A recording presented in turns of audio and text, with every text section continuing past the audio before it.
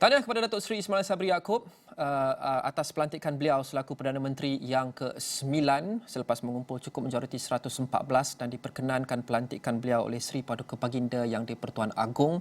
Dan buat masa ini sudah tamat, alhamdulillah, episod Kemulut Politik kita yang kita saksikan bukan saja sejak beberapa hari lepas, malah sejak beberapa minggu lepas build up-nya, dan fokus kini tertumpu dan patut tertumpu kepada bergerak ke hadapan dan bukan lagi kepada apa yang di belakang. Kerana kita berada di persimpangan yang kritikal dan genting sekarang ini. Bagaimana kita ingin memastikan dalam aspek-aspek penting khasnya ekonomi, pengendalian COVID-19, pendidikan anak-anak kita dan sebagainya, dan juga semangat bipartisanship untuk memastikan pentadbiran kekal licin dan lancar sekurang-kurangnya sehingga PRU15 dapat dijuarai oleh kerajaan baru ini dan juga oleh Datuk Seri Ismail Sabri Yaakob.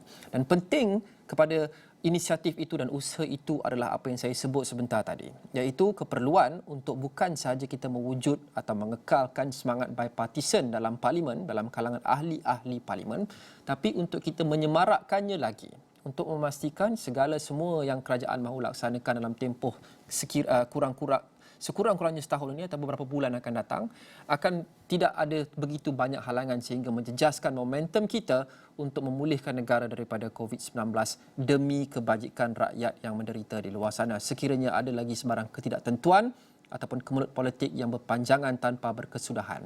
Saya mahu berbincang dengan penganalisis politik dan media sosial UiTM, Profesor Madya Dr. Sarah Chinasamy.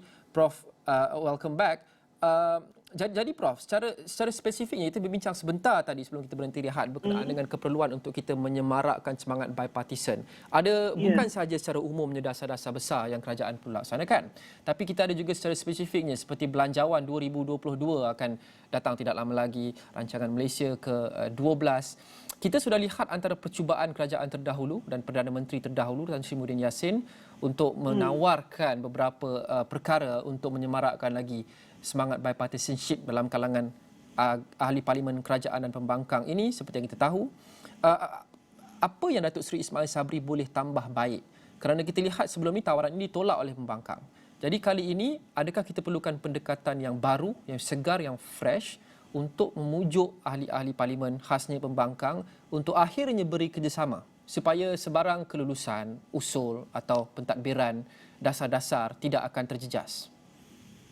Saya melihat, Luqman, kemulut politik sekarang ini sudah berakhir dan kita tidak mahu lagi ada desas-desus lagi yang menyuarakan ataupun against dengan apa keputusan yang telah diambil oleh Yang di-Pertuan Agong. Dan keputusan yang diambil sekarang ini adalah salah satu keputusan yang terbaik, dan dengan itu kita dapatlah mengakhiri polemik politik negara kita dan kita boleh fokus terhadap pandemik COVID-19.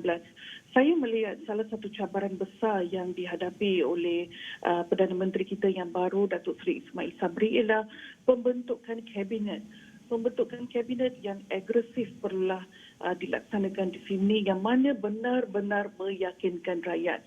Dan kita harus melihat satu kestabilan dari segi pembentukan kabinet yang baru ni. Dan kalau kita lihat bersama dengan mantan Perdana Menteri dan juga Datuk Seri Ismail Sabri, kita juga mempunyai key ministers lain seperti Datuk Seri Muhammad Rizwan Yusof yang juga menguruskan NAGMA dan juga pada masa yang sama menguruskan MKN, dan kita mempunyai Datuk Seri Isyamuddin yang mana membuat tempahan dari segi vaksinasi, yang mana kita melihat tempahan ini lebih mendahului daripada negara membangun seperti Australia. Jadi ini adalah satu kebanggaan ditambahi dengan YB Khairi Jamaluddin dengan program imunisasi negara. Jadi persoalan di sini adalah figura-figura politik ini haruslah dikekalkan kalau boleh, kerana kita mahu melihat kesinambungan dan kelangsungan terhadap program-program yang telah mereka buat, dan kita tahu bahawa lebih daripada 80 juta vaksin yang telah ditempa untuk kita dapat mengakhiri, kita dapat mencapai imuniti kelompok penghujung Oktober ni. Jadi saya melihat bahawa kita perlulah mengelak politik kedendaman di sini, dan kalau boleh mengekalkan mereka ini sebagai key minister ataupun menteri-menteri kanan yang mampu dapat menambah baikkan program-program sedikit. Buat satu lagi perkara, Luqman, ingin saya tekankan di sini adalah Kementerian Komunikasi dan Multimedia, di mana mekanisme pengukuhan komunikasi ini kita lihat daripada awal itu memang memainkan satu peranan yang begitu penting dari segi penangkisan berita palsu daripada awal. Tetapi dari segi penangkisan pemberitaan media antarabangsa dan juga penyaluran maklumat ke peringkat akar umbi. Jadi mekanisme penyampaian maklumat ini mungkin mereka yang duduk di bandar ni agak senang untuk kita hubungi melalui platform-platform media sosial. Tetapi bagaimana mereka yang duduk di kawasan pedalaman? Pasal itu tadi saya menyebut bahawa wakil rakyat perlulah memainkan peranan yang penting di sini agar dapat menyalurkan maklumat ke peringkat akar umbi, terutamanya mereka yang duduk di kawasan pedalaman. Jadi di sini portfolio komunikasi dan juga multimedia ini memainkan satu peranan yang penting, di mana mereka yang seorang yang pakar yang mampu menguruskan media yang dapat menangkis misinformation, disinformation pada masa yang sama, menyalurkan maklumat pengurusan pandemik ini terlalu penting di sini. Jadi perkara-perkara inilah perlulah kita mengambil perhatian yang begitu serius dalam pembentukan kabinet yang begitu meyakinkan rakyat. Dan kedua, Luqman, ingin saya tekankan di sini bahawa pilihan raya 2018 telah mengajar kita, iaitu soal KPI ini telah memainkan satu peranan yang penting di dalam menilai pencapaian seseorang ahli politik. Dan kita mahu ahli politik yang mempunyai rekod yang begitu baik, bebas rasuah ataupun penyalaan kuasa ataupun berkaitan dengan isu-isu yang moral. Jadi kita memerlukan ahli-ahli politik yang mempunyai clean record, iaitu KPI yang bagus, yang mana kita lihat di sini personal touch ni bukan setakat di peringkat media sosial, tetapi sejauh manakah mereka turun ke bawah menghubungi rakyat mereka. Jadi perkara-perkara ini haruslah diberikan perhatian oleh Perdana Menteri kita, Datuk Seri Ismail Sabri, yang mana kita perlu menguatkuasakan mekanisme penyaluran maklumat dan pada masa yang sama kita dapat bekerjasama dengan semua parti-parti politik kali ini untuk memberikan sokongan sepenuhnya terhadap program-program yang sedia ada agar 222 wakil rakyat ini dapat memainkan peranan yang penting, ketepikan ideologi politik, ketepikan prinsip kepatihan dan sebagainya, tetapi memikirkan kawasan masing-masing untuk mencapai zero krisis COVID-19 di kawasan masing-masing. Ya. Apa lagi yang Datuk Seri Ismail Sabri boleh lakukan untuk memastikan atau meningkatkan kebarangkalian ahli-ahli Parlimen Pembangkang akan memberikan kerjasama yang lebih kepada kerajaan baru ini? Kita lihat sebelum ini Tan Sri Muhyiddin ada menawarkan 6 atau 7 tawaran. Jadi itu satu contoh yang dilakukan oleh pentadbiran terdahulu. Jadi untuk pentadbiran yang baru ini, apa yang mereka perlu lakukan? Adakah mereka perlu go one step further, iaitu selain daripada dialog dan sebagainya, mereka juga perlu sebagai contoh menawarkan jawatan-jawatan dalam majlis-majlis penasihat sebagai contoh dalam segala dasar yang akan dilakukan oleh kerajaan. Seperti kita lihat sebagai contoh, Tun Dr. Mahathir berkata beliau masih lagi berminat untuk jadi pengerusi Majlis Pemulihan Negara.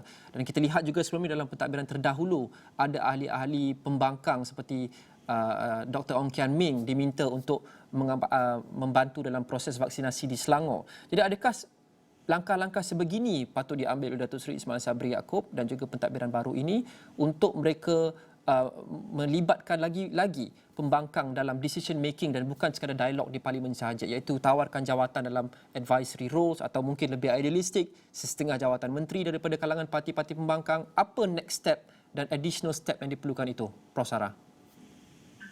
Betul apa yang Luqman katakan tadi, iaitu kita memberikan ruang iaitu secara check and balance, dan kita lihat tawaran yang diberikan oleh mantan Perdana Menteri itu telah ditolak tanpa mereka berfikir panjang berhubung dengan faktor ataupun strategi check and balance dari segi pengurusan pandemik COVID-19 dan juga pengurusan sektor-sektor ekonomi. Jadi kita dapat lihat di sini di mana Perdana Menteri Datuk Seri Ismail Sabri akan perlu memainkan satu peranan yang penting untuk meraihkan sokongan mereka, ahli-ahli politik dan parti-parti politik untuk tampil ke hadapan. Mungkin program-program ataupun council yang ditubuhkan itu memberikan ruang kepada parti-parti pembangkang dan juga memberikan ruang kepada ketua-ketua komuniti, NGO untuk terbabit sama supaya kita bergerak sebagai satu entiti masyarakat untuk kita keluar daripada belenggu pandemik COVID-19.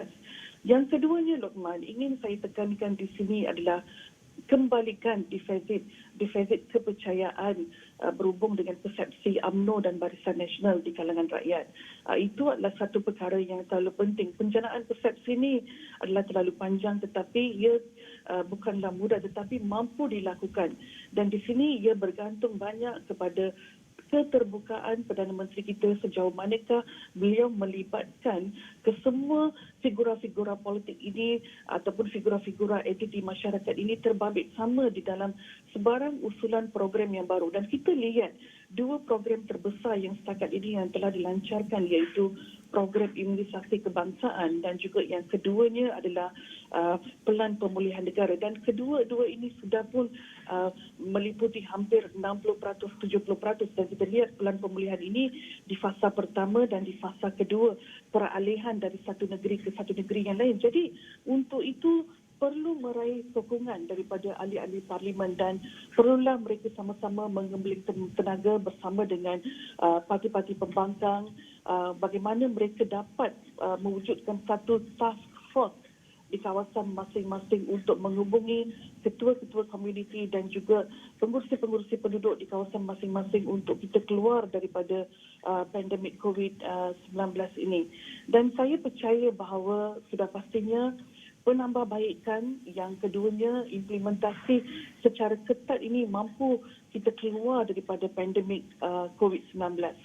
Ya, sebab kita pernah saksikan sebelum ini, Prof. Kita saksikan sebagai contoh perangkaan belanjawan yang tidak lama lagi akan datang selepas ini. Belanjawan 2022, sebelum ini kita pernah menyaksikan tawaran oleh kerajaan, the government of the day, untuk mungkin ahli-ahli parlimen pembangkang untuk turut sama. Jadi apa yang diperlukan itu untuk kita menyemarakkan lagi semangat bipartisanship, bukan saja menerusi dialog. Dan Prof, ada yang berpendapat seperti Datuk Kamaruddin Jaafar yang saya temu bual sebentar tadi, dan ada juga ramai lagi yang berpendapat bahawa penting untuk Datuk Seri Ismail Sabri Yaakob mengambil alih tampuk pemerintahan negara kerana untuk kesinambungan khasnya, continuity policy, kerana di tempoh yang agak kritikal dan genting ini agak sukar untuk kita tukar pentadbiran secara 100% dan keseluruhan. Ya, betul. Untuk kita tukar 180 darjah kerana ia akan mengganggu momentum kita untuk melawan COVID-19. Itu satu pihak. Tapi kita tidak dapat nafikan bahawa Kerajaan Perikatan Nasional terdahulu di bawah Tan Sri Muhyiddin Yassin juga banyak menerima kritikan, khasnya dalam kalangan ahli-ahli parlimen pembangkang dan penyokong mereka yang mengatakan kerajaan pada ketika itu gagal mengendalikan COVID-19 sehingga kita masih lagi menyaksikan lebih 20,000 kes sehingga ke hari ini. Jadi bagaimana Datuk Seri Ismail Sabri Yaakob boleh meneruskan kesinambungan dengan lancar pentadbiran terdahulu tapi membebaskan diri beliau daripada legasi pentadbiran terdahulu dan memastikan kesinambungan dapat dicapai, continuity, tapi beliau adalah tawaran yang baru untuk negara dari segi polisi dan sebagainya, bukan hanya kerajaan dahulu 2.0. Ya, Luqman, seperti yang saya katakan tadi, bagi program-program yang mereka maklumkan setakat ini, yang kalau kita lihat dua program besar, itu program imunisasi kebangsaan dan pemulihan negara, dan kita lihat beberapa figura-figura politik pun sudah biasa mengendalikan program ini dan mereka sudah arif dengan pengendalian program berkenaan sejak Mac tahun dahulu sehingga sekarang. Sekiranya kita mengubah kabinet lebih daripada 75%, ia sudah pastinya akan memberikan satu kebimbangan. Bukan apa, kebimbangan dari segi pembentukan polisi baru, penjenamaan semula dari segi program-program yang mana akan memberikan frustration, yang akan memberikan kecurigaan dan akan memberikan satu keadaan muak di kalangan rakyat kita kerana kita melihat berlaku penjenamaan semula ataupun berlaku perubahan dasar-dasar secara drastik. Jadi kita tidak mahu sedemikian itu memberikan satu keadaan kemelut di kalangan rakyat kita untuk kita mengadaptasikan perubahan baru yang berlaku ini. Pasal itu tadi saya mengatakan bahawa key minister yang telah memegang jawatan-jawatan yang sedia ada sebelum ini, yang hampir 70% yang mereka telah membuat kerja-kerja itu, haruslah dikekalkan di atas alasan untuk kesinambungan kerja-kerja yang mereka buat. Tetapi keterbukaan di sini itu amat penting, yang mana mereka yang sudah memegang portfolio yang sedia ada sebelum ini membuka pentas mereka kepada orang ramai, membuka pentas mereka kepada parti-parti pembangkang, ketua-ketua komuniti untuk mengambil kira input-input yang boleh kita tambah baikkan. Dan kita lihat bahawa walaupun pelbagai labelan dan tumahan diberikan terhadap program-program sebelum ini yang dibuat oleh mantan Perdana Menteri, tetapi kita lihat setiap pakej yang diumumkan oleh mereka ada penambahbaikan, di mana ruang penambahbaikan itu penerimaan input-input daripada warga-warga netizen, daripada ahli-ahli politik dan juga parti-parti politik itu sudah tentu diambil kira dan pun dibuat seperti di dalam iSinar dan juga sebagainya. Jadi kita perlu membuka. Jadi kesinambungan itu dapat dilakukan apabila kita kekalkan, kalau boleh kita kekalkan beberapa figura politik yang sedia ada, tetapi keterbukaan dari segi implementasi itu adalah terlalu penting untuk menarik lagi banyak input untuk kita menambahbaikkan bagaimana untuk kita menguruskan pandemik ini. Dan kalau kita lihat dalam minggu ini, banyak berita menarik daripada hospital, iaitu pengurangan angka kemasukan di unit kecemasan, dan pada hari ini kita melihat ada hospital yang memulangkan tangki-tangki oksigen, dan ini menunjukkan bahawa kita mampu mengakhiri, kita berada di dalam satu proses yang boleh mengakhiri pandemik COVID-19 ini, tetapi ia memerlukan lagi komitmen semua pihak, dan kita kalau boleh kita mahu ia capai sehingga peringkat akar umpi sehingga zero case